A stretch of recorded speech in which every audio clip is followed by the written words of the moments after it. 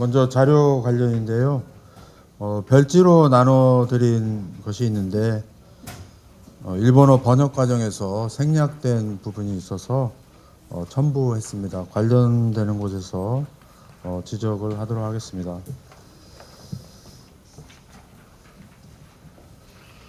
일단 저는 6월 문제 자체에 대해서 처음 생각을 해보고 글을 쓰게 됐는데요. 그동안 이 문제 해결을 위해서 현장에서 또 여러 곳에서 애써주신 모든 분들께 경의와 감사의 말씀 먼저 올리고자 합니다.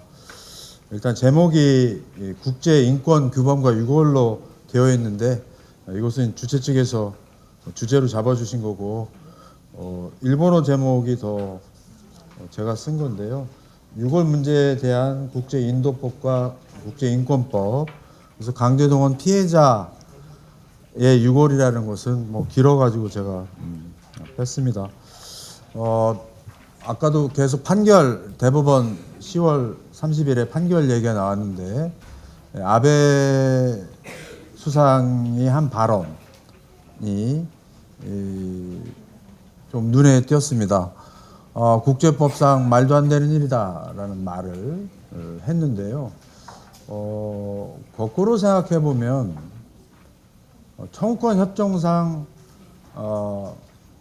말이 안 된다가 아니라 국제법상 말이 안 된다라고 했던 것은 우리 한일 과거사 문제에 국제법이 중요하다, 국제법이 적용되어야 한다라고 하는 것을 거꾸로 아베 수상이 자백을 한 것이 아닌가 해서 국제법을 공부하는 저로서는 반가운 말이다, 이런 생각이 들어서 저는 법적인 측면에서 6월 문제를 생각해 보고자 했습니다. 흔히 6월 문제는 여러분들이 더 잘 아시지만 이건 어떤 문화의 문제일 수도 있겠고 전통의 문제, 종교의 문제, 다양한 인류학적인 문제 여러 가지가 있지만은 이것이 단순히 인간으로서 할 도리를 다한다라고 하는 의미에서 인도적 또는 인도주의적인 문제만은 아니다라고 하는 것이 저의 주장하는 점입니다. 여기에 대해서는 역시 법도 하나의 문화, 역사를 반영하는 측면에서 일정한 규칙을 마련하고 있다라고 하는 점에서 6월 문제에 대한 향후 대응에 있어서 이러한 법적인 틀을 염두에 두고 정부의 정책 또 시민사회단체의 전략이 수립되어야 할 것으로 생각이 됩니다. 좀 개조식으로 했어야 되는데 좀 보기 힘들게 글이 나왔습니다. 주요한 대목을 읽는 것으로 하겠습니다. 일단 일본 번역에서 잘못된 것이 두 번째 줄에 제가 말하고 싶은 것은 유해와 유골이었는데 유체로 되어 있는데요. 유해여야 할 것 같습니다. 제 생각 어쨌든 살아있는 사람이 죽으면 어떤 물체가 생기죠. 죽은 몸이 생기게 되고 주검이 있게 되는데 그 주검에 대해서 어떻게 법적으로는 또한 국제적으로는 행동을 하라. 법은 사실 행동 규범이지 않습니까? 그런 것을 정립을 하는데 사체라고 하는 것은 또한 어떻게 할 것이냐, 매장을 하기도 하고 또 화장을 하게 됨에 따라서 유해의 상태가 되기도 하고 화장이 되어 뼈만 있는 유골 상태가 되기도 하고 그렇다는 걸 그렇습니다. 그래서 남상구 소장님께서 주요한 대목을 다 이미 말씀하셨기 때문에 저로서는 법적인 관점에서 눈에 띄는 사실부터 지적하는 것으로 하겠습니다. 일단 두 번째 문단에서 이 유골 문제는 피해자 자신들이 강제 징용이 죽은 사람 말이 없지만 죽은 사람의 친구들, 동료들이 유골 문제를 제기하기 시작했다는 겁니다. 45년 해방 바로 직후입니다.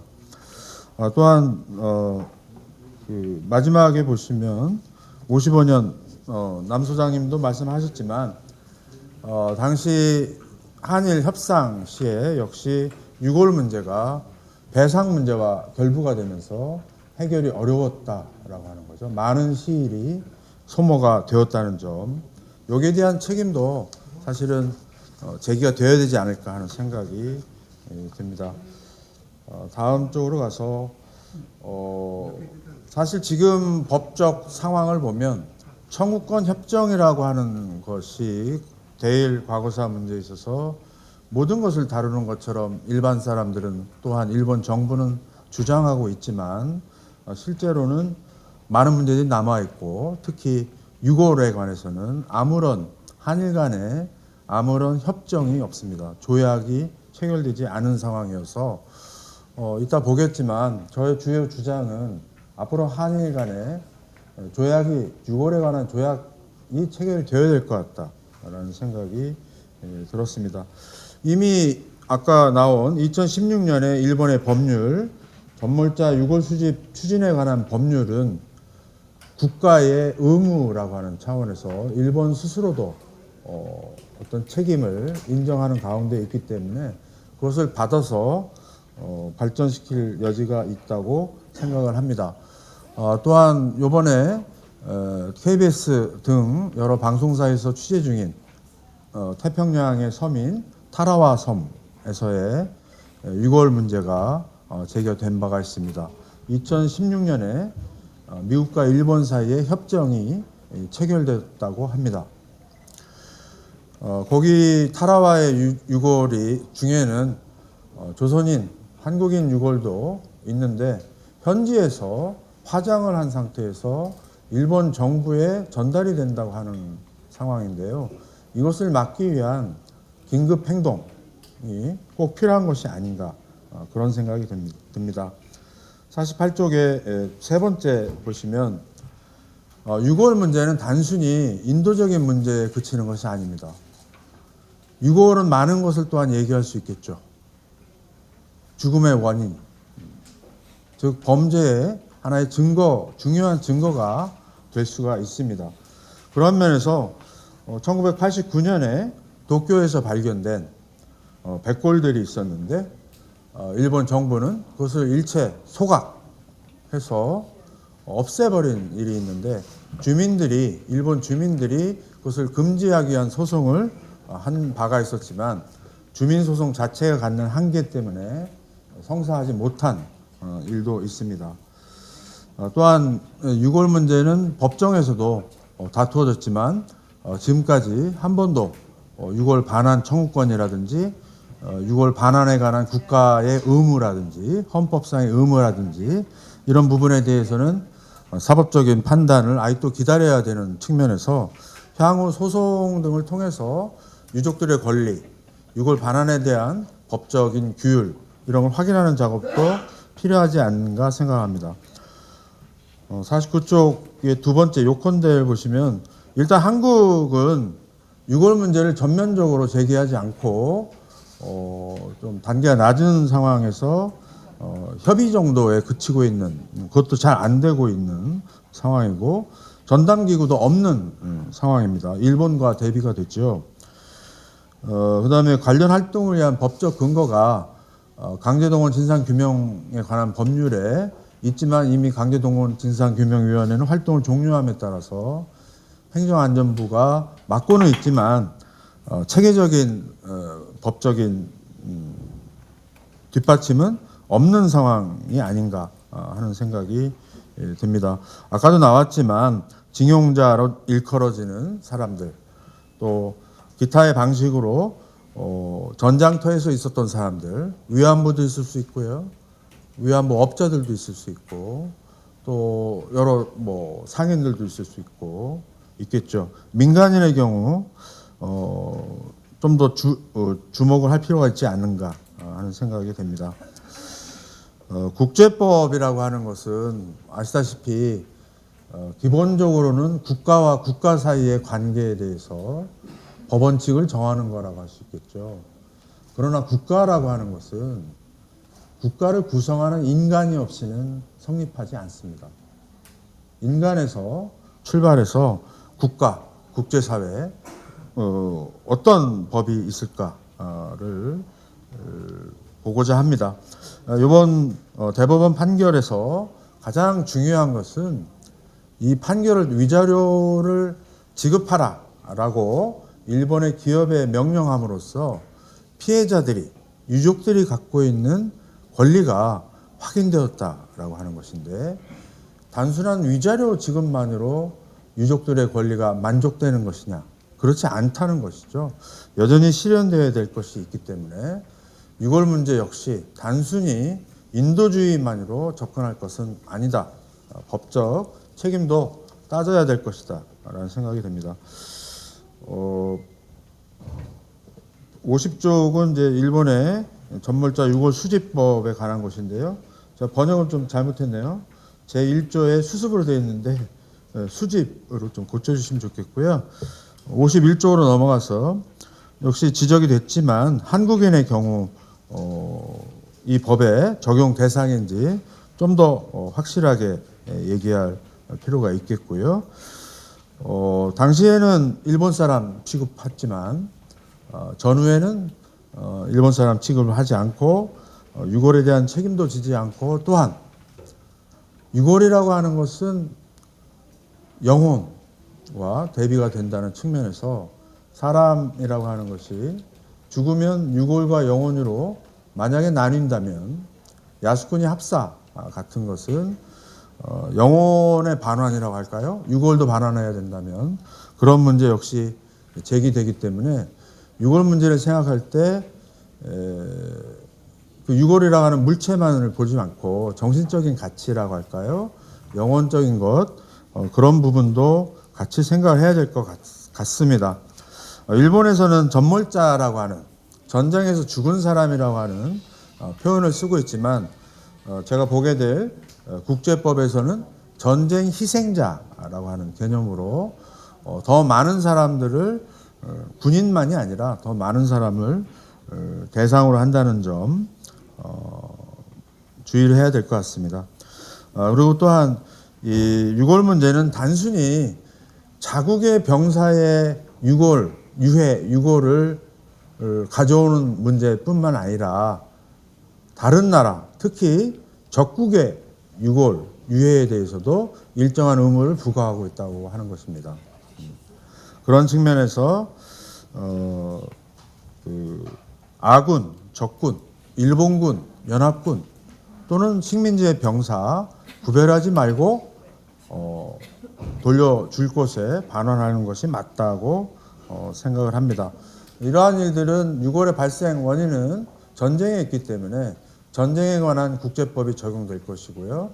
그 다음에 사람이 죽었기 때문에 역시 사람과 그의 가족, 국제인권법에 문제가 제기된다고 할 수 있겠습니다. 다음 쪽으로 넘어가시면 그래서 세 번째 문단을 보시면요. 국제인도법의 규칙은 굉장히 방대합니다. 뭐 1000여 개가 넘는 조문으로 구성되어 있습니다. 유골에 관한 규정만을 보면 제가 추린 것은 각주 4번에 나오는데요. 상당히 복잡해서 제가 이걸 추려서 국제적십자위원회가 간략하게 만든 규칙들 53쪽에 나오죠. 몇 가지로 인용을 해봤는데요. 이것은 최소한도로 지켜야 하는 것이다 라고 하는 거죠. 이것은 또한 국제전쟁인지 식민지 전쟁인지 내전인지 혹은 단순한 국내적인 소요 상태이든지 상관없이 모든 상황에서 지켜져야 하는 원칙으로 여겨집니다. 그렇기 때문에 식민지 출신 조선인에 대해서도 이러한 국제법 원칙에 입각해서 유골 문제가 접근되어야 될 것으로 생각됩니다. 53쪽에 있는 것을 조금 읽겠습니다. 교전, 전투 후죠. 전투 후에 전장을 둘러봐야 되겠습니다. 그래서 사망자를 수색해야 됩니다. 시신이 있다면 수습을 해야 되겠고요. 방치할 경우 약탈이나 시신 훼손이 있기 때문에 방지해야 되겠습니다. 보다 직접적인 것은 세 번째인데요. 사망자가 속하는 전쟁 당사국, 이것은 전쟁법에서 나왔기 때문에 전쟁 당사국이라는 표현을 썼는데 모든 나라에 해당한다고 볼 수 있겠습니다. 당사국의 요청이 있거나 또는 친족의 요청이 있을 경우 반환을 위해서 노력을 해야 될 것 같습니다. 벌써 제가 15분이나 썼네요. 이 사망자는 정중하게 매장 화장해야 되고요. 그다음에 가장 중요하다고 할까요? 자료면에서 신원을 확인할 수 있는 정보를 확보해야 됩니다. 이것이 국제법이 요구하는 최소한의 기준이라고 할 수 있고, 이러한 기준은 어디에서 흘러나왔겠습니까? 살아있는 사람과 마찬가지로 죽은 사람에 대해서도 인간으로서 존중을 하라. 인간의 존엄성에서 흘러나온 것이라고 할 수 있겠습니다. 55쪽에 아까 범죄를 언급했는데요. 집단 매장지가 있을 수 있습니다. 학살이 의심되는 곳이기 때문에 이걸 단순히 화장을 해가지고 처리한다는 것은 범죄 수사 측면에서 문제가 있는 것으로 생각됩니다. 안타깝게도 56쪽으로 갑니다. 국제인도법은 전쟁이 일어나는 기간 동안의 일들만 다루기 때문에 전쟁 후에 이루어진, 지금 이루어지고 있는 것 같은 유골의 반환이라든지 유골을 어떻게 모실 것이냐, 현충원에 모실 것이냐, 망향의 동산에 모실 것이냐, 이런 추도나 기념의 문제에 대해서는 국제적인 규칙이 없습니다. 그렇지만 평화시에도 적용되는 국제인권법의 원칙에 따라서 여러 가지 것들, 특히 유족의 권리와 같은 것들이 보장이 되도록 되게 되어 있습니다. 이러한 국제 규칙에 따라서 한일 간에도 국제 조약이 필요하다고 생각되는데, 일본의 경우 일소 국교 정상화한 적이 있죠. 공동선언에서 유골 문제가 다루어진 바가 있었고, 최근 인도네시아와 모종의 행정협정 같은 방식인 것 같은데요. 국제 협정이 체결된 사례들을 감안할 때 한국 정부와 일본 정부 사이에 유사한 것이 체결되지 않으려는 법은 없다고 생각을 합니다. 인권 부분은 시간이 없어서 제목만 읽겠는데요. 인간의 존엄성이 있고요. 우리의 존엄성은 제가 죽은 경우 저는 권리를 갖습니다. 제가 죽을 경우라도 곱게 묻혀야 되겠죠. 매장에 대한 여러 가지 권리를 갖게 되고 국제 판례에서도 인정이 되는 바입니다. 유족의 권리와 관련해서는 가족이 가장 중요하겠고, 가족이라는 것은 헌법을 포함한 국제인도법에서 보장하는 것이라고 할 수 있겠습니다. 또한 해외에 있는 조선인들의 경우 강제 동원, 국제법에 따르면 강제 실종이라고 여겨질 수가 있습니다. 그에 따라서 역시 반환 의무를 지겠고요. 또 하나는 2007년에 제가 적지는 못했지만 선주민의 권리에 관한 유엔 선언이 있습니다. 선주민 또는 원주민에 관한 권리 선언인데요. 여러분들은 아마 본인들을 선주민이나 원주민으로 생각하지 않으실 겁니다. 그러나 선주민이라고 하는 것은 식민 지배를 받았거나 착취되고 있는 여러 민중들을 가르치는 의미로 본다면 우리 모두는 선주민으로서 유골을 반환받을 또 하나의 권리가 생겨난다라고 할 수가 있겠습니다. 조금 실무적인 포인트도 좀 제기하면서 발표를 하고 싶었지만 기본 원칙 정도 짓는데 국한되었습니다. 다른 것은 토론 시간을 통해서 좀 보충할 수 있지 않을까 생각합니다. 감사합니다.